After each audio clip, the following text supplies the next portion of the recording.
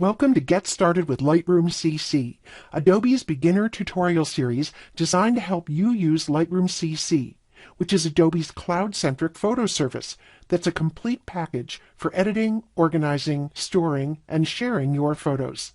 Now, Lightroom CC is not just an app. Instead, it's an ecosystem, or you might think of it as a family of apps that you can use across different devices: computers, mobile devices, the web, even Apple TV. And here's the point to remember when you're trying to get a grasp on how it all works. The whole Lightroom CC ecosystem revolves around one central point: the cloud. The cloud-centric nature of Lightroom CC is what makes it unique and allows it to offer you special advantages.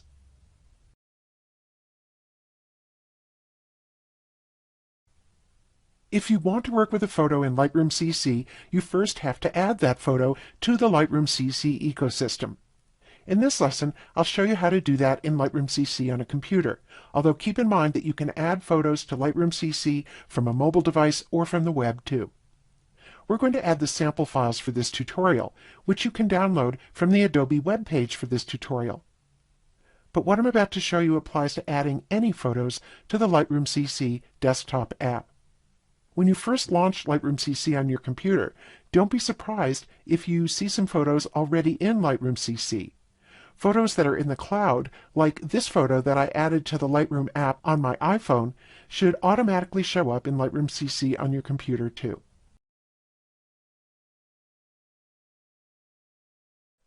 Let's take a quick look around the interface of the Lightroom CC desktop app to give you a sense of the layout and where everything is. Over on the left is a column with options that you'll use when you're reviewing and organizing your photos. Here, you can choose which group of photos to see, whether that's all your photos or those you've just recently added, or you can even choose photos by date. And here, you can choose photos you put in an album or create a new album. You can hide and show this column by clicking the My Photos icon, the one that looks like a file box over here. Then up at the top of the screen is the search box, where you can search for photos by the content they contain. You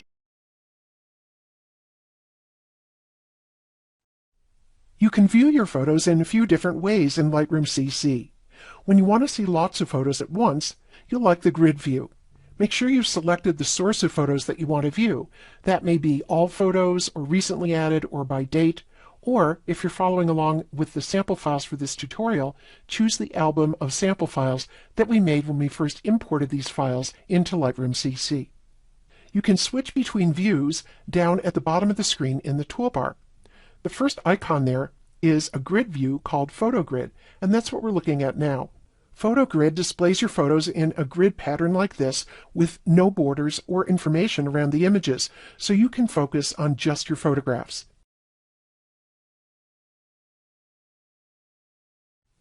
One of the most exciting things that you can do in Lightroom CC is to use it to improve your photographs. And the editing controls in Lightroom CC are designed to help you do just that. They're both powerful in terms of what they let you do, and at the same time, they're presented in a streamlined way that makes them simple to discover and to use. This lesson is an overview of the editing controls and techniques in Lightroom CC.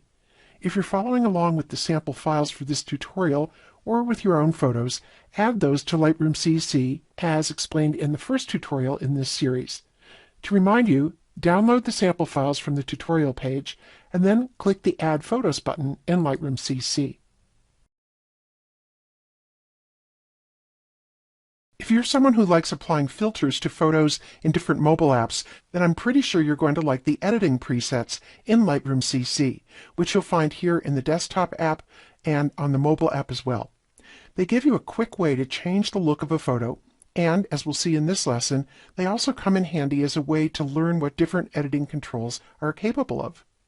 If you're following along with the sample files for this tutorial, go to either the Tutu album that you made during import or up to all photos, and select this photo of the roses.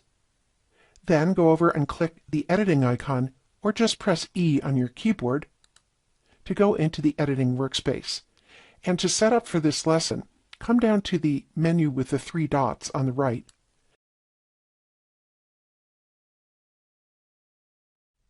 The last lesson in this tutorial covered the basics of using presets on your photos.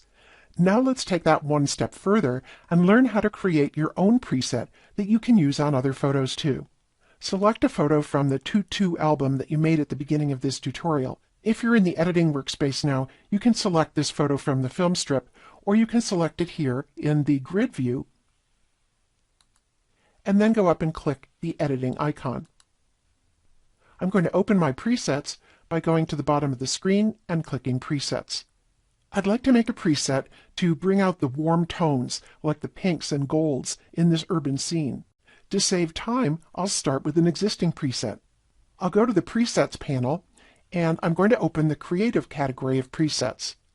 And from there, I'm going to apply the Warm Shadows preset.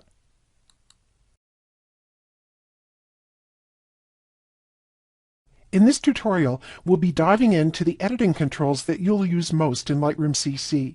And in this lesson, we'll be focusing on the powerful lighting controls. If you're following along with the sample files, add them to Lightroom CC.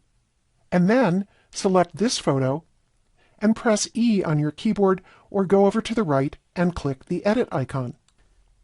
That takes you to the Edit workspace and pops out this column of editing controls. The light panel at the top of this column contains controls for adjusting what it says, lighting. If you need a reminder of what a particular slider in this panel does, you can just hover over it and a tooltip appears with these animated sliders that can be really helpful.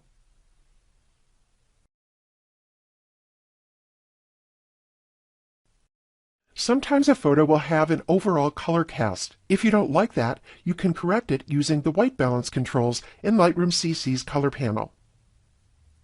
Select this photo in the sample files, and then press E on the keyboard or click the Edit icon. Click the Color panel to open that panel. At the top of the Color panel, you'll see several different controls that you can use to change the white balance. You can try dragging the temperature slider, which ranges from gold to blue, and the tint slider that ranges from magenta to green. Because this photo has a gold color cast, I'm going to drag the temperature slider away from gold and toward blue, and you can see that's changing the overall color of the photo. And I might try the tint slider as well, dragging that a bit toward green.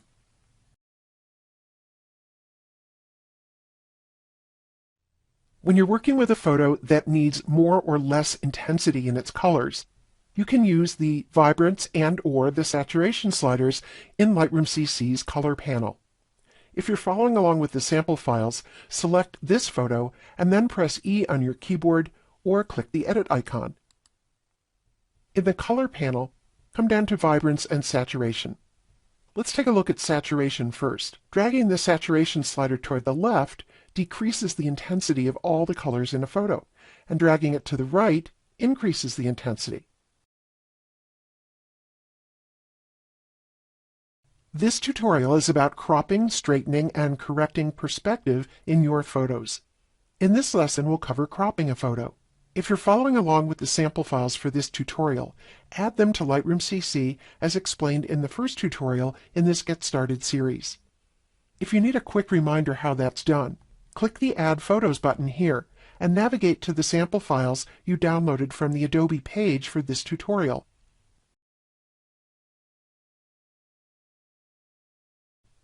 When you're taking a photo without a tripod, it can be hard to get a horizon level or to make other horizontal or vertical content as straight as you might like in a photo. That's okay, because you can fix that later with Lightroom CC's Straighten features, as we'll see in this lesson. Select this photo from the sample files for this tutorial, or use a photo of your own that has horizontal or vertical content that could use straightening. Click the Edit icon, or press E on your keyboard.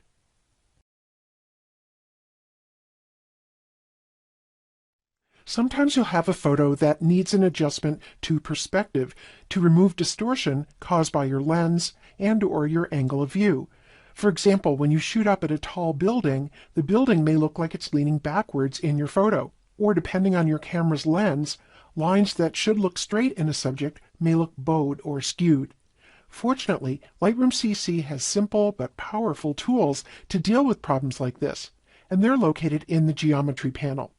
To take a look at those, let's select this photo from the sample files or a photo of your own that has some perspective challenges. In this tutorial, you'll learn how to use the different selective editing tools to make adjustments to part of a photo, starting in this lesson with the radial gradient tool. First, if you downloaded the sample files from the Adobe webpage for this tutorial, add them to Lightroom CC as we've been doing throughout these tutorials. Click the Add Photos button here, navigate to the sample files, and in the Import Preview window, make an album for these files if you like, and click Add Photos. If you need more help with how to add files, you can always revisit the first tutorial in this Get Started series. The linear gradient tool is another selective editing tool that lets you apply adjustments to just part of an image. This tool works great on landscape photos, so let's select this beautiful landscape photo and then come on over to the Edit icon or press E on the keyboard. The linear gradient tool is located on the far right, just above the radial gradient. Select the linear gradient, and that replaces the global editing controls in this column with controls that will affect only linear gradients that we add to this photo. I'd like this photo to be lighter in the foreground, to draw more attention to the canoeist. So I'll start by dragging the exposure slider over to the right, and it doesn't really matter where I put this because I can always adjust it later.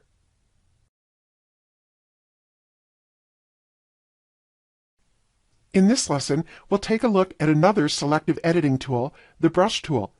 The brush tool comes in really handy when you want to paint your adjustments in wherever you want them in a photo. Let's select this photo, and then press E on your keyboard, or select the Edit icon over here. The brush tool is located here on the far right. It works a lot like its neighbors, the linear gradient tool and the radial gradient tool, which we covered earlier in this tutorial. For example, when I select the brush tool, that replaces the global editing settings here with controls for just the brush tool. I'd like to start with all of my settings back to 0, so I'm going to go to any setting that isn't 0 right now, and I'll right-click and I'll choose Reset All Sliders. Just so you can see where I'm using the brush tool, I'm going to drag my exposure slider over to the left. And then to apply this tool, I'll move into the image and I'll just start to paint, and it's applying any adjustment that I've added to this brush. If you want to erase part of a brush, go back over to the column and select this eraser tool.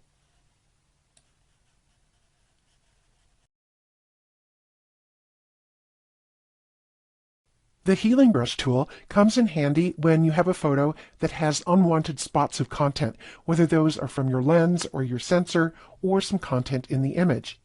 Let's take a look at it by selecting this image and pressing E on the keyboard or clicking the Edit icon. I'm going to zoom in on this image so we can see it better by just clicking on the image.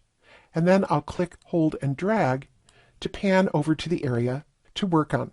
Now here, there are some nail holes and some bumps in the wall. To try to remove those, I'm going to go over to the right and select the healing brush tool. That opens up some options for the healing brush in the next column. I'm going to move into the image, and let's say that I want to remove the nail hole under this circle. First, I'll change the size of the healing brush tip to make it just a little bit bigger than the spot that I want to remove. Now, you could come over to the size slider to do that, but then you lose the reference to the spot you're trying to cover. So here's how I like to change the size of the brush tip instead. I'll move back over the spot that I'm trying to cover,